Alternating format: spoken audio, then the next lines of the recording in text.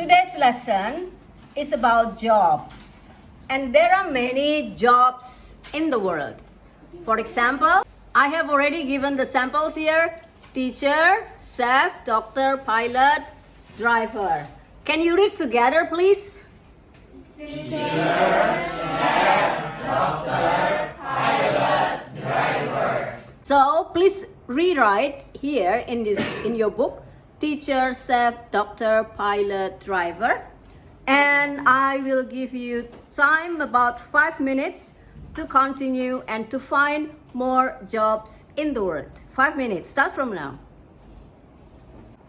4 minutes, and you still have 1 more minute to finish the jobs in the world. Okay, 5 minutes, finish. Stop writing. Everyone stand up, please. Everyone stand up. Stop writing and everyone stand up.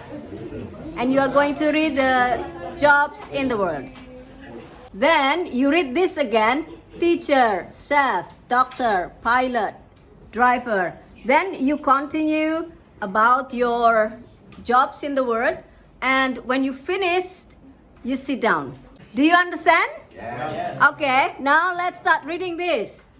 Teacher, chef, doctor, pilot, driver.